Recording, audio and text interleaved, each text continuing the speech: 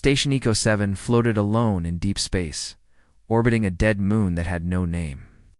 It was a quiet mining outpost, built for long hours, short sleep, and no visitors. The crew, just 25 people, lived in silence most days. Nothing exciting ever happened till that signal came. It started with a soft beep at the cum station. Officer Lena was drinking her second cup of recycled coffee when she noticed the screen flashing. The signal was old, very old. When she traced its source, her hand froze. The signal came from a human ship, the Argo Dawn. That ship had vanished 200 years ago. No one had heard from it since. It was marked Lost Beyond the Veil, a dead zone where nothing survived. Lena played the message. At first, it was just static. Then a soft voice came through. A child's voice. Is anyone there? I'm cold. Then silence. The entire room went quiet. Lena looked at the others, her face pale. Did you hear that? She whispered. They all had. Captain Drex ordered a full scan. No ship appeared nearby. No escape pod. Just empty space. But the signal kept repeating every 6 minutes. A whisper in the dark. The crew started making jokes, trying to hide their nerves. Maybe it's a space ghost, said one engineer. Maybe it's the boogeyman, another replied, laughing. That night, the power flickered. One of the outer storage bay doors opened by itself. Officer Yannick went to check. He never came back. They found his helmet near the door. It was dented, with something like small fingerprints on the inside. Security reviewed the footage. It showed Yannick walking down the hall, then suddenly turning around. His face twisted in fear. Then the screen turned black. 3 seconds later, it turned back on, and Yannick was gone. Captain Drex ordered a lockdown, but more strange things happened. Doors opened and closed without command. Lights flickered even with full power. And then came the voice again, on. Every speaker at once. You forgot me. Lena's hands shook as she looked at the captain. Sir, I think it's here. Whatever sent that message, it's on the station. Drex didn't answer, was staring at the hallway camera feed. A small figure stood there, far too still. No suit, no oxygen gear. Just a shadowy outline. And then it walked forward, right through a sealed door. The door never opened. Silence fell over the control room. Nobody moved. Nobody spoke. For the first time, every person on Eco 7 believed the same terrifying thought. The stories were true. The boogeyman had arrived. The crew barely slept after what they saw. People stayed in groups, afraid to be alone, even for a second. Eco 7 was built to survive space storms, power failures, even asteroid strikes. But no one had prepared for this. A ghost, a shadow, something walking through sealed doors like they weren't there. Security Chief Ramos led a team to check the lower decks. That's where Officer Yannick had disappeared. They moved in pairs, rifles ready, lights cutting through the long, dark halls. Everything looked normal at first. No damage, no signs of a break-in. But then Ramos saw it. A set of footprints. Small. Barefoot. They shouldn't have been there. No one walked around Eco 7 without boots. The air wasn't warm enough. The floor was too rough. These prints were ... wrong. Toes too long. Heels too narrow. What kind of child leaves marks like that? One of the guards whispered. Before anyone could answer, the lights above them flickered. For half a second, everything went black. When they came back on, one of the guards was gone. No scream, no sound, just gone. Ramos shouted for a retreat. They ran back to the lift, hearts pounding. When they checked the security footage again, the cameras had been wiped clean. One file remained. It was 10 seconds long, showed the missing guard standing in the hallway, and something crawling above him. The shape was small. Too fast. It moved like a spider, but its arms looked human. Just before the feed cut, the creature turned its head toward the camera. Its face was a blur, but its eyes were sharp, watching. Technician tried scanning the station. No life signs except for the registered crew. The system couldn't find anything else. But when she reran the scan manually, something strange appeared. A heat signature. It was moving through the walls, slowly, like it was listening. The captain ordered the crew into lockdown in the command center. All doors were sealed. All systems set to manual control. No AI was trusted now. That's when the speaker crackled again. A soft, laughing voice echoed through the room. "I'm not on your list, but I'm still here." People stared at each other. No one spoke. Then the console lights dimmed. The security drone hovering in the corner started shaking. It let out a loud, high-pitched whine like a scream. It's not mechanical, human. A voice from the machine shouted, "He's awake." The drone exploded into sparks. A deep silence followed. Everyone in the room could feel it now. Whatever this thing was, it wasn't just a ghost or glitch. It had a mind. It was hunting. And it had already decided who would be next. The crew had joked about the BOOGEYMAN. Now, they realized the joke was over. Panic had taken hold of Eco 7. The crew moved in silence, their eyes always watching the corners, the ceilings, the vents. Every sound felt louder now. Every tap, every creak. Ow. No one wanted to be alone. Ow. Even sleeping came in shifts, and only with someone else standing guard. Captain Drek sent a high-priority message to Earth Command, demanding answers. A few hours later, they received a reply, encrypted, restricted, marked eyes only. Inside was a name no one recognized. Black Cell Zeta. The captain opened the file in private, but Lena, the comms officer, watched from a distance. She saw his face go pale. His hands trembled as he scrolled through the documents. When he finally looked up, he said just one word: impossible. The next morning, Drex gathered his senior staff. His voice was flat, calm to calm. Project Boogeyman, he began. Classified experiment. Started over 200 years ago. A black site deep under Earth. The goal was to create a human weapon, something that could survive anything. War, disease, isolation. They took orphan children and changed them. The room fell silent. No one breathed. The one that survived wasn't human anymore. Stronger, faster, silent. Could read patterns, predict behavior. It was trained to kill without emotion, but something went wrong.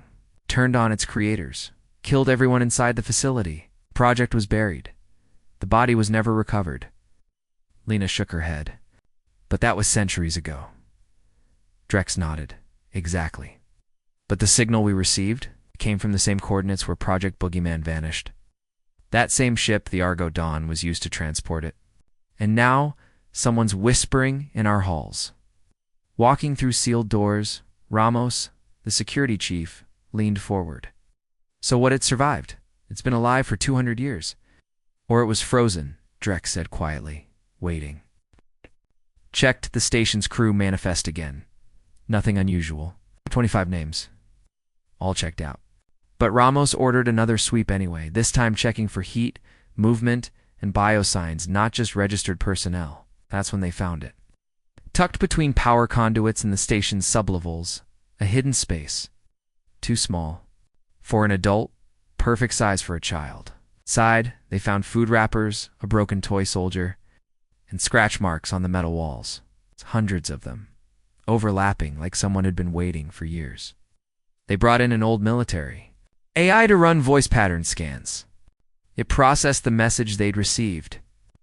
The result came back flagged red. Match found. Project Boogeyman. Subject 0. Lena stared at the screen, her skin cold. "It's here," she whispered, "and it remembers us." But the worst came next. The AI tried to predict the subject's next move based on its old training logs. Projected action. Observation complete. Target elimination phase begins. A message flashed across every console. If it's truly him, the AI said aloud, you don't run. You pray he doesn't see you. Asterisk, the station felt colder now. Not in temperature, but in silence. Every hallway echoed too long. Every corner looked too dark. Crew of Eco 7 moved like ghosts themselves, speaking in whispers. afraid that even their words might draw attention. Captain Drex ordered all remaining crew to gather in the command center. 25 had become 16. No one wanted to talk about the ones who had vanished. No one mentioned their names. But everyone noticed the small, bare footprints near the air vents. And the handprints on the ceilings? Security Chief Ramos activated full lockdown mode. Doors were sealed with manual overrides. Lights were kept low to avoid drawing attention. Drones were posted in all main halls. They were watching, listening. But it didn't help. At 0300 hours, the escape bay alarm blared. Someone or something had opened the main pod door. Ramos and his team rushed to the bay. The cameras showed one crew member walking toward the pod officer Harrow, but something was wrong. He was walking too slowly, like his body wasn't in control. His eyes were wide. His mouth moved like he was whispering something. Then, just before he reached the door, he stopped. He looked back at the camera. His lips formed one final word. Run. Suddenly, his body jerked backward, hard, like an invisible hand yanked him into the shadows. He was gone. The team reached the pod minutes later. It was empty. The only thing left behind was Harrow's badge. Placed gently on the floor after that, things got worse. Lights started going out randomly, one section at a time. The station's AI began to glitch. It repeated strange sentences. Sometimes a child's voice, sometimes a woman crying. At one point, the AI whispered, "It learned its learning fear." The crew tried to track the entity's movement. The scanners picked up a heat signature, small, fast, almost like a child sprinting on all fours. But it moved in impossible ways through walls, across ceilings, even appearing in multiple places at once. Lena sat at her console, shaking.